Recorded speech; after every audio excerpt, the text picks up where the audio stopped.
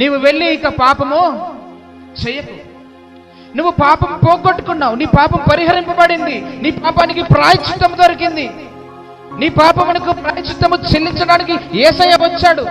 నీ పాపాలు కడగబడ్డాయి, నీ శాపాలు పోయినాయి, నీకున్న సంఖ్యలు విడిపించబడ్డాయి, నీకున్న బంధకాలు విడిపించబడ్డాయి. మళ్ళా వెళ్ళి పాపము చేయకు. చాలా మందిలో సాతాను ప్రేరేపిస్తూ ఉంటాడు పాపం చేయడానికి.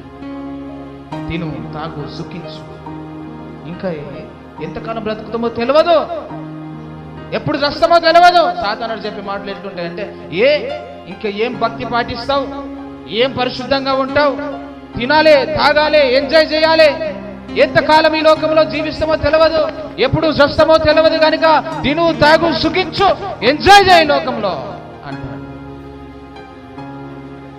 ఎంజాయ్ చేయడానిక దేవుడు మనల్ని పెట్టింది, తిని తాగి సుఖించడానిక దేవుడు మనల్ని పెట్టింది. పాపము చేయకు అని దేవుడు చెప్తున్నాడు, పాపము చేయమని సాతానుడు చెప్తున్నాడు. ఎవరి స్వరానికి నువ్వు లోబడతావు, ఎవరి స్వరాన్ని నువ్వు వింటున్నావు? పాపము చేయకు నువ్వు వెళ్ళి అని అన్నాడు యేసయ్య. ఆమె అప్పటి నుంచి పాపము చేయలేదు. ప్రైజ్ ది లార్డ్, హల్లెలూయా. నీకు దేవుని వాక్యం అర్థమైతే, దేవుడు నీకు అర్థమైతే, దేవుని బలము నీకు అర్థమైతే, దేవుని శక్తి నీకు అర్థమైతే, దేవుని కృప నీకు అర్థమైతే, నువ్వు వెళ్ళి పాపము చేయవు. నువ్వు పాపం చేస్తున్నావు అని అంటే దేవుణ్ణి తక్కువ చేస్తున్నావు, దేవుణ్ణి బలహీనుడిగా చేస్తున్నావు. నువ్వు పాపం చేస్తున్నావు అంటే దేవుడు చాతగానోడు అని చెప్తున్నావు నువ్వు ఇండైరెక్ట్ గా. దేవుడు ఏం చేయలేడు అని చెప్తున్నావు నువ్వు ఇండైరెక్ట్ గా. పాపం ఎన్ని రకాలు? చాలా రకాలు ఉన్నది, చాలా రకాలు.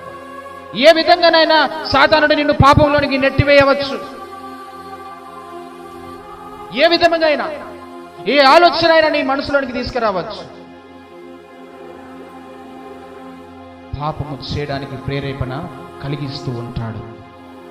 హల్లెలూయా, హల్లెలూయా. పాపము చేయకపోతే వానికి మనసున పట్టదు. ఎవరికి? సాతానికి. వాడికి నిద్ర పట్టదు. నువ్వు మంచుకుంటే వాడికి నిద్ర పట్టదు, నువ్వు వాక్యం వింటే వాడికి నిద్ర పట్టదు, నువ్వు వాక్యం చదివితే వాడికి నిద్ర పట్టదు, నువ్వు పాటలు పాడితే వాడికి నిద్ర పట్టదు, నువ్వు దేవుడితో ఉంటే వాడికి నిద్ర పట్టదు, నువ్వు మంచిగా జీవించినంత సేపు వానికి నిద్ర పట్టదు. ఎందుకో తెలుసా? నువ్వు బాగుపడితే వాడు ఓర్చుకోడు, నువ్వు బాగుంటే వానికి ఏడుపు, దుఃఖం, భయం.